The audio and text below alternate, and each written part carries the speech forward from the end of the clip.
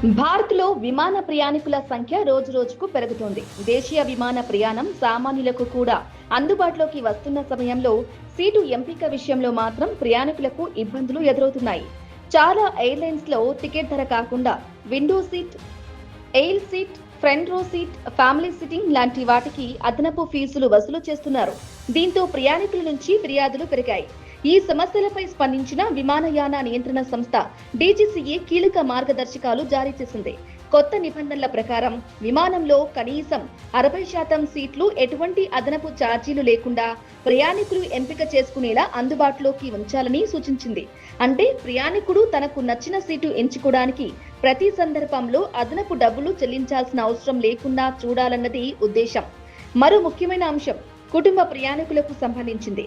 ఒకే PNR నంబర్పై భార్యాభర్తలు, పిల్లలు, కుటుంబ సభ్యులు కలిసి టికెట్లు బుక్ చేసుకున్నప్పుడు వారికి వీరినంత వరకు ఒకే చోట కూర్చోబెట్టాలని సూచించారు. ప్రత్యేకంగా చిన్న పిల్లలతో ప్రయాణించే కుటుంబాలకు ఇది పెద్ద రిలీఫ్ గా మారనుంది. ఎందుకంటే ఒకే రిజర్వేషన్ ఉన్న కుటుంబ సభ్యులు వేర్వేరు సీట్లలో కూర్చోవాల్సిన పరిస్థితులు గతంలో కనిపించాయి. అయితే ఈ నిర్ణయంపై విమానయాన సంస్థల నుంచి కొన్ని అభ్యంతరాలు కూడా వచ్చాయి. ఎయిర్లైన్స్ ప్రకారం సీటు ఎంపిక ద్వారా వచ్చే ఆదాయం వారి మొత్తం ఆదాయంలో ఒక భాగమని, అన్ని సీట్లను ఉచిత ఎంపికకు అందుబాటులో ఉంచడం వల్ల ఆర్థిక ప్రభావం ఉంటుందని అభిప్రాయపడ్డాయి. దీంతో ఈ నిబంధనల అమలుపై సమీక్ష కూడా జరిగింది.